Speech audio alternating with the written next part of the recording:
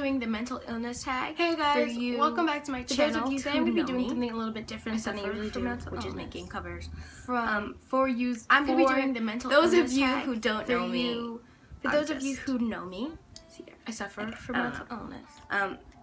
First question, what is your mental illness? Okay, my mental illness is anxiety and depression. I have those two. When were you diagnosed? I was diagnosed a couple of weeks ago. So I'm still trying to figure out my illness. Who knows about it? Well, obviously my parents know, and my close family knows, and now you guys know, and some of my friends know. So yeah. What treatment have you had for it? I go to programs, I go to therapy, I've been to the hospital, I take medication. Hardest part about living with a mental illness or recovery?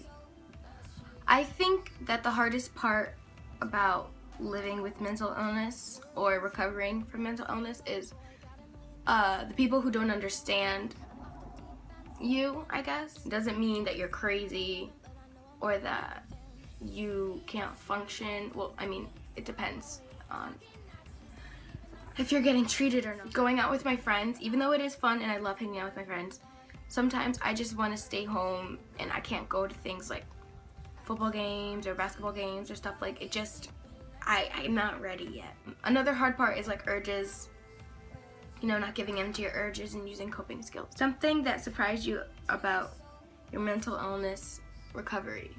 Something that surprised me.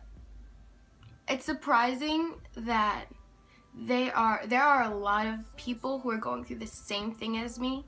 There are a lot of people who have been in this kind of the same situations as me. It's surprising to know that you could start out going into a group, like a program or a group with people who you don't even know, and end up leaving that program with a whole entirely new family.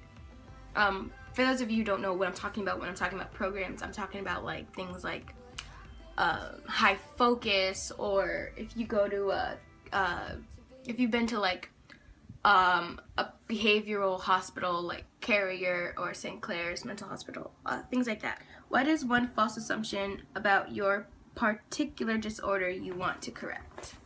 People with depression cannot just turn off their depression. If you can do that, good for you. I know I can't. People who have scars, they just don't know how to express their feelings, or they don't know how to cope with what's going on to them. So the only way for them to, well, it's not the only way, but a way for them to cope with their feelings or things like that is to hurt themselves and take out the pain on themselves, because they don't want to hurt other people. If you like this video, give it a thumbs up. If you have any questions about mental illness or stuff like that, you can leave me a comment below. I'm not certified, so I can't tell you exactly, but I'll do my best to tell you with what, like, to give you some advice for what I've dealt with my anxiety and depression.